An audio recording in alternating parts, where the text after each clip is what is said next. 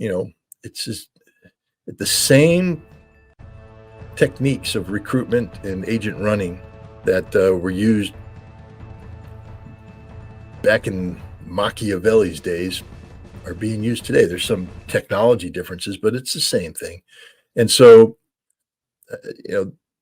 I don't think the Israelis are going to be able to recover from this very easily. Definitely not this soon. They lost a lot of information, and this is a huge problem. There will have to be a commission formed like they did after Yom Kippur in 1973, and heads are going to have to roll. And basically, my feeling is that the entire establishment that was in that was in a position of power will be removed, because they are all guilty one way or another. They all have blood on their hands. Let's give away the Knowledge is Power t-shirt. And those of you who have entered in the live chat by typing in #shirt are eligible. And we thank you for your participation. And let's do the drawing.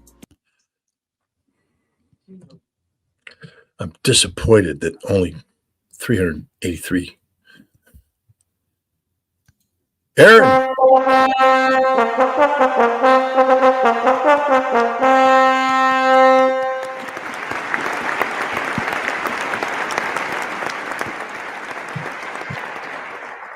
All right. Oron, if that's how it's pronounced, congratulations to you. Send us an email at info@ustourofduty.org to let us know how to send you your t-shirt.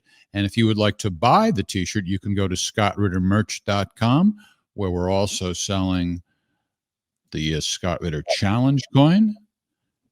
And this other t-shirt, Ask the Inspector.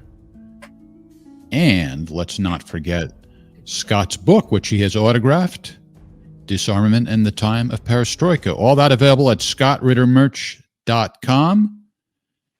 And Christmas is coming. What could be a better gift? I can't think of anything.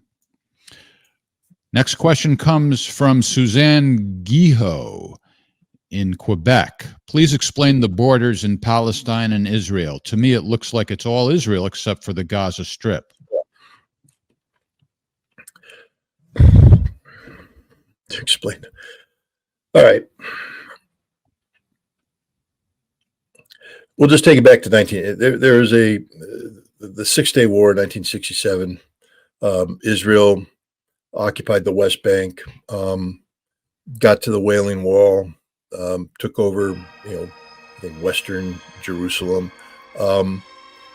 Golan Heights, cleaned up the Negev, and people have said that that's going to be the boundaries. It's called the Green Line, 1967 Green Line.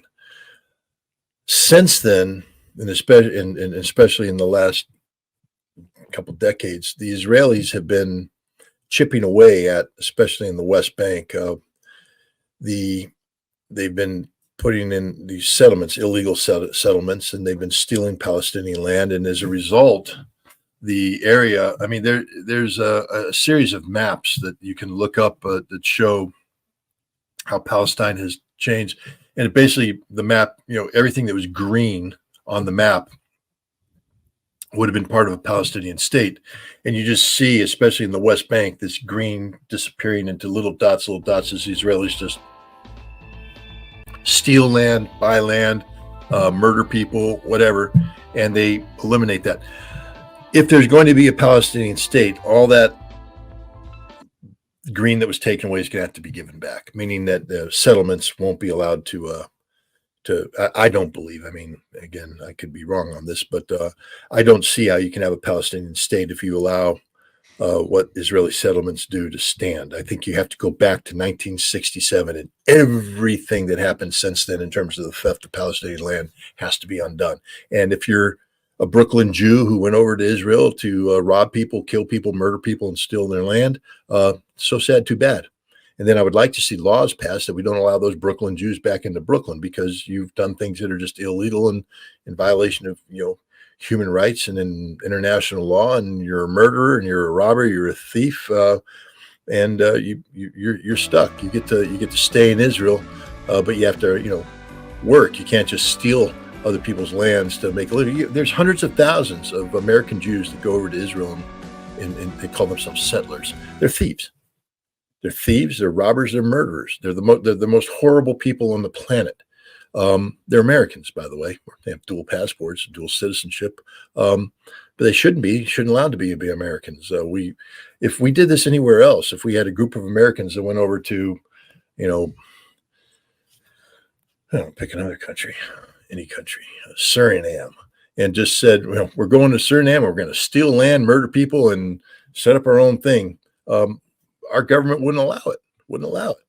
But we let American Jews, hundreds of thousands of them, fly to Israel to steal Palestinian land. These fat, no good Brooklyn Jews. And I'm not against Jews. I'm just calling out what they are. Fat, no good Brooklyn Jews who went over to Israel to steal land. Doesn't mean that all Jews are bad. No, that's not what I'm saying. I'm saying that if you're a fat Brooklyn Jew that went over to Israel to steal land, you're a bad person. It's not because you're Jewish. You identify as a Jew because you're a no good person who steals land in the name of Judaism, or in the name of Zionism. But that all has to be undone. So the best way to look at that is to go, I think if you Google, there's a series of maps that are linked to the Abrams Accord. If you look at that, you'll see how the green that was the West Bank turned into very little green. That's all going to have to be undone if there's going to be a viable two-state solution or one-state solution. The Palestinians have to have their own land.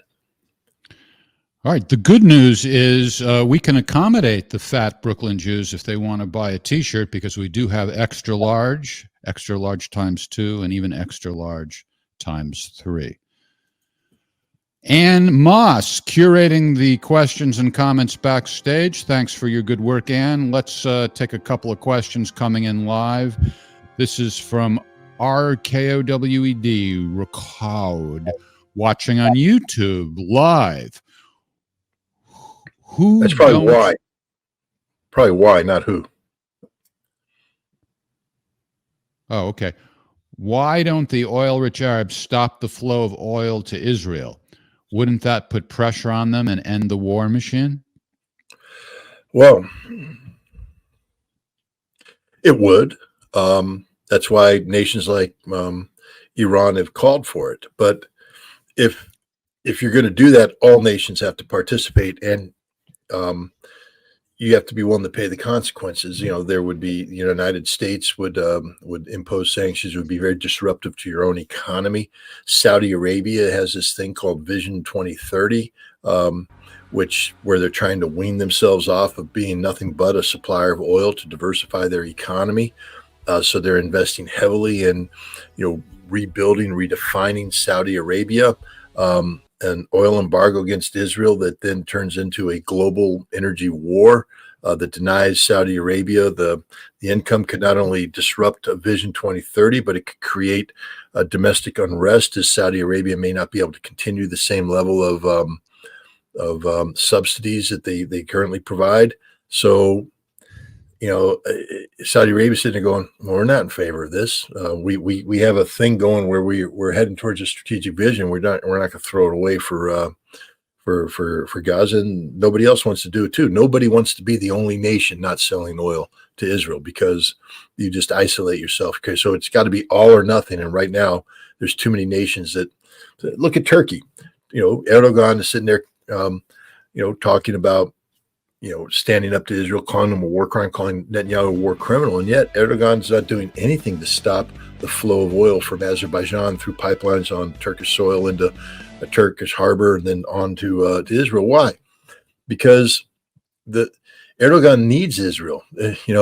In what was it, 2018, they cut off relations. They just recently restored relations in August of this year. And one of the reasons why they did that is because of all the gas that's been discovered off the shore of Israel into the Eastern Mediterranean.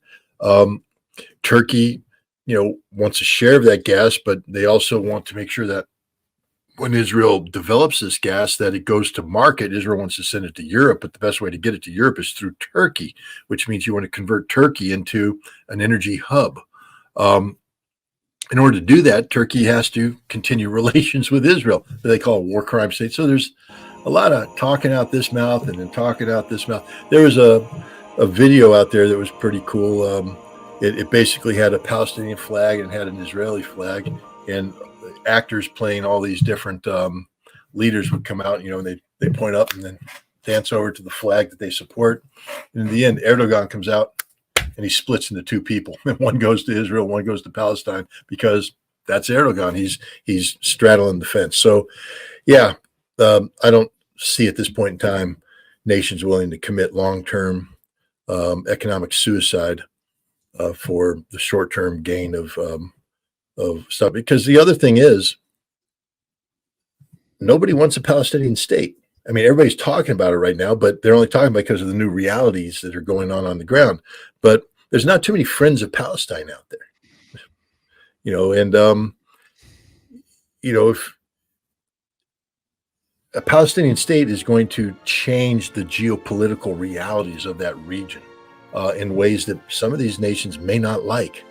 And so they're not too anxious to, rush this process. If there's going to be a Palestinian state, they want to extend the process of deliberation so that they can be fully cognizant of what's about to be given birth, and they can be prepared. They can, set aside the room. They can paint it the right color. They can have the crib ready and the toys. Well, what they don't want is just, bam, there's a baby and they're not ready for a baby. And so I think that's another reason why they aren't pushing for a solution on this. Hamas, I think they're nervous about the strength of Hamas right now. And so maybe many of these Arab nations would like to see Hamas brought down a peg or two before this war ends, so that they're not as strong going forward as they are, right now. So there's a lot of reasons why Arab countries aren't going to be using the oil weapon to prevent this. And the biggest one is hypocrisy, because they don't care about the Palestinian people. Never have, never will. All right, let's take one more question and make it a good one. Does Scott know? Oh, this is a good one. I saw this myself. That was kind of curious about that. Does Scott know that the NYPD has an office in Israel and Israeli police have an office in New York City? Yes, I know that. I also know that the NYPD for a while. They still do. They hire former CIA operatives that have a relationship with Israeli intelligence. But they share a lot of intelligence. New York City is very worried about Islamic terrorism after 9/11, and so Israel has an intelligence service that tracks these things, and so they maintain line of communication. They make sure that they're tracking the same problems. Israel's worried about pro-Palestinian groups in the United States who raise money for Hamas. So NYPD keeps Israel. It's a scratch my back, I scratch your back relationship. It's a very close relationship. There might be many aspects of this that are fundamentally illegal. It's of concern because the NYPD may be violating the constitutional rights of American citizens of Palestinian origin, because you're not allowed to collect intelligence on American citizens as a domestic law enforcement unit without a warrant or without cause, and you're damn sure not allowed to share that intelligence with foreign, with a foreign country. And I'm pretty sure that's what's going on. But yeah, no, I'm aware of that unit. Well, what about the flood of immigrants coming through from the southern border? I don't think Israel's in a position to provide intelligence on that situation. Should we be worried about that? Well, two aspects of that. One, there's, according to